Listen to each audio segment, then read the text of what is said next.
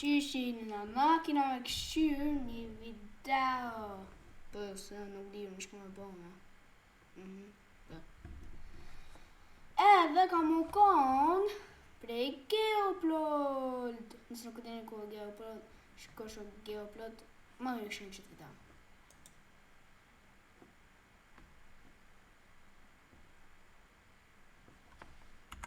Big Balkan news. Dua Lipa got granted Albanian citizenship and she's from Kosovo. I wonder what this wholesome, supportive babushka has to say in the comments. Now, for those of you who don't know, Kosovo is a region which is ruled by Serbia, but Albania claims it due to its majority Albanian population. Oh, also some people want it to be its own country, and some people think it should be part of. So it was very controversial for Dua Lipa to get granted Albanian citizenship when she's from Serbian territory, and you can kind of see that it's controversial from the comment section of this post. Kosovo is Serbia. Alles. Kosovo is Serbia. Chase the fuck mother when your mom is virgin. Bravo. Russia, Russia, Russia, Russia, Russia, Russia. Of course I love Kosovo, the territory of my country. Albania is great. Of course I love Kosovo. The territory of my country, Albania, is great too. What? Kiss. And you suck my poop. Go to hell, tired chicken. Holiday gypsy because your mother is f***ing you. Remove the mustache from your face. Oh, I forgot that you come from the steppes of Russia. Keep your facial hair because it's cold there. So then the question arises. If Dua Lipa was able to get Albanian citizenship whilst being from Serbian ruled land, how can someone like me or you that doesn't have millions of followers and isn't racially ambiguous become Albanian? And after extensive research, I have 3 main steps. 1. Colonize your local Mackies.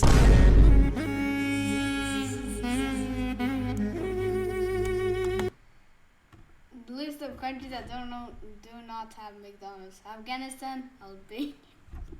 Pari ma po, nuk në Shqipni janë konsum nuk ka McDonald's. McDonald's, nope. Burger King, yes.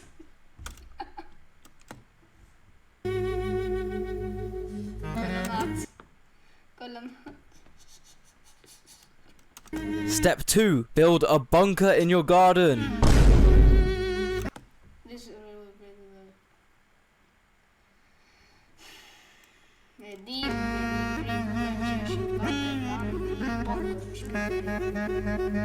And step 3, help the spread of Albanian propaganda in Western countries. See my uncle right here. Tell me all about your Albanian past. All day.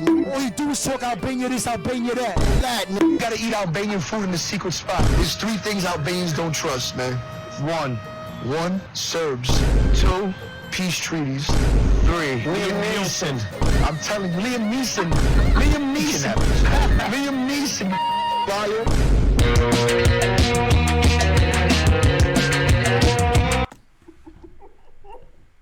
Ani. Krejt njerëzit. I grani ma mirë se na shqiptarë në kena që shpimi gran. Na grani ma shumë traktura. Sa kjerta. Inshallah jo nuk dikni të grani i tërë. Atë sort of country. Atë këshme që thamë, atë sort of country. Se ko Shqipnian. Prej geopold. Njët.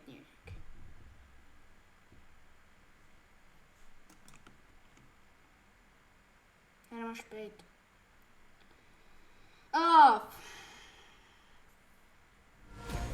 Join the coolest online action game and control classic aircraft as they conquer the skies. Plans 1% of the Earth's land is still unclaimed, and 99% of that land looks a bit like this. However, there are still some school pizza party sized slices of land left up for grabs. Even in Europe, there is an unclaimed 7 kilometer squared plot of land on the Danube River, and apparently a bunch of Czech hippies were the only people clever enough to claim their own country here. The only problem is in between Croatia and Serbia. If you do want to form your own country and you're looking for somewhere that is a bit more spacious and is legal to enter, then you should consider Bur Tawil in between Egypt and Sudan. Basically, this land is so pointless that neither country wanted it. It looks a bit like this.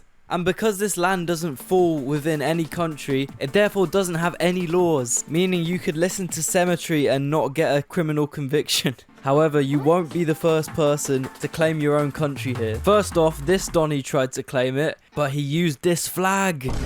It looks suspiciously like something that might affect... Kosovo. Kosovo flag. And a lot of Serbs. I think for this reason the Serbian gods cursed the country North Sudan, and unfortunately he couldn't convince too many people to come move to his country. I guess they just didn't like the flag. However, a few months after the collapse of North Sudan, Bur Tawil was once again claimed. This time, it was by the people from up north who just love expanding their borders. That's right, if these two Donnies had been successful, the Russian map would look like this. But unfortunately, or I don't know, fortunately, they weren't successful. The lack of Vakushnoy Toknas and the 40-degree heat probably made it a bit unappealing for Russians. And then next, in 2017, we have probably the most comical attempt at forming a country here so far. Of course, it was an Indian Donny, and of course he chose to name his new country Dixit. The name Dixit was a bit too humiliating for anyone to move there, and my boy unfortunately couldn't create a permanent population or any permanent infrastructure, and therefore it can't be classed as a country. However, let me propose something, guys, okay? These three guys were all missing something: population. However, as of now, I have 62,000 subscribers. If we all moved there, we'd have a higher population than any of these countries, and we would definitely have more jokes. I haven't quite thought up a name yet, so I'm gonna need everyone to comment some ideas for a name. But I have come up with a flag, and I have come up with a constitution. Ooh, only from what? Some of them illegal. Only ballers to be citizens. 0.01% tax. Okay. Used to be used for. What?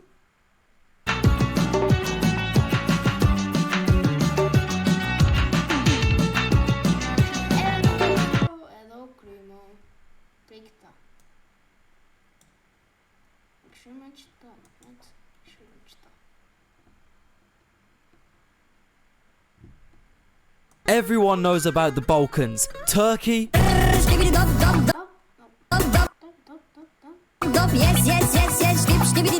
Croatia,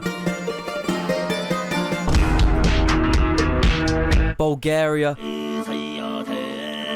Serbia, Albania, Serbia and Albania,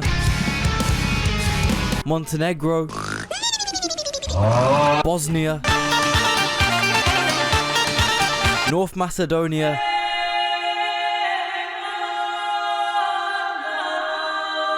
and Greece.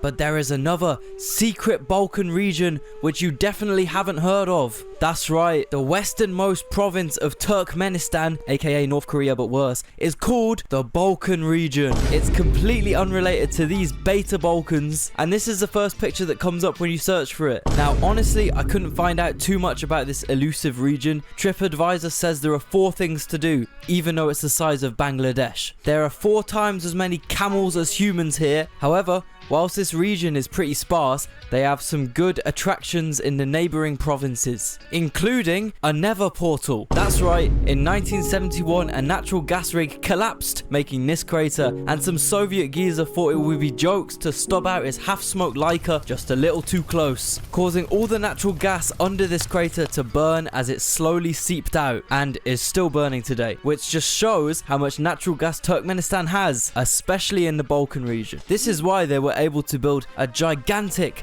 godly, mega marble city, which seems to be designed off an Arab's bathroom. But there's something wrong with all these pictures. The city is empty. There are no Turkmenistanis. This has some suspicious similarities with North Korea. All I can say is thank God Turkmenistan doesn't have nuclear bombs. Now, to understand why Turkmenistan isn't stonking rich like these countries, you need to go right back to the start. This land area was first habited in the 11th century. For context, this is when the entire Balkan region here was controlled by Macedonian emperors. However, in these Balkans, the Turkmen were nomadic and their life was generally centered around these fluffy camels and this river. And it stayed like that until these guys came along. Turkmenistan was annexed by Russia even before the Soviet Union because of its untapped gas and oil. However, the point of the USSR was that it could operate as a gigantic isolationist mega nation. That way it would be calm for them to really piss off America or Europe or China or South Korea, because sanctions and a lack of trade wouldn't hurt the Soviets. You know, if you wanted wine, you'd get it from Georgia. If you wanted tobacco, you get it from Lithuania. And if you wanted cotton, you'd get it from Turkmenistan. That's right, the Soviets thought it would be a great idea to grow cotton here by diverting this lake and this river into the desert. Predictably,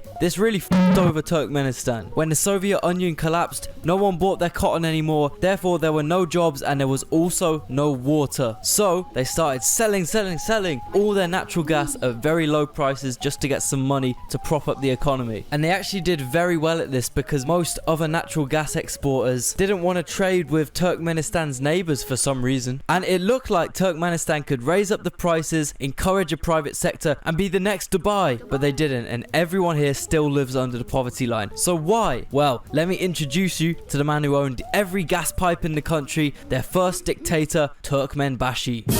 I mean, just look at the city he built. Ashgabat includes around 1,000 golden centuries. What? Ik kan weten per nim 20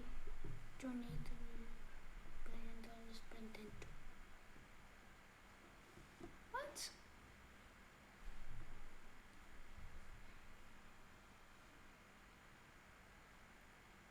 No, wait. A gigantic model of his book, which he states is more important than the Quran. What? Which is read to the entire city every morning. Bro, you're just sleeping like, I don't want to wait. And then you're like, and like, what is happening?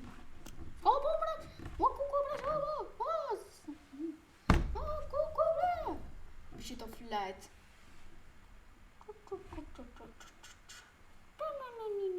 Это мышкулени.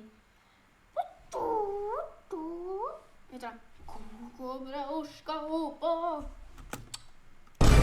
However, he genuinely spent so much money making Ashgabat look like this that the Balkan region is still one of the poorest parts of Asia. And nowadays, Turkmenbashi is no more, but we got this guy, and he's even better.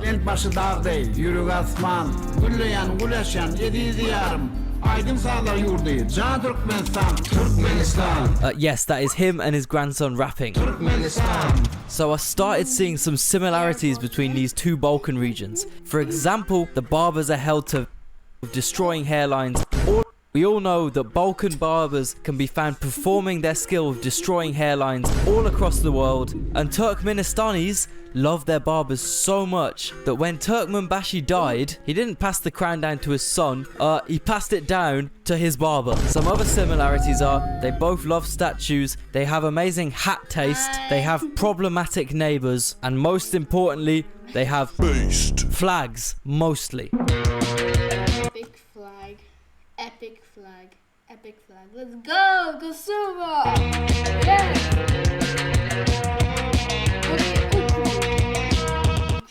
Nаш tycker bara när videon nyser. Okej, tack! Sticker! Ja. 100%. 100.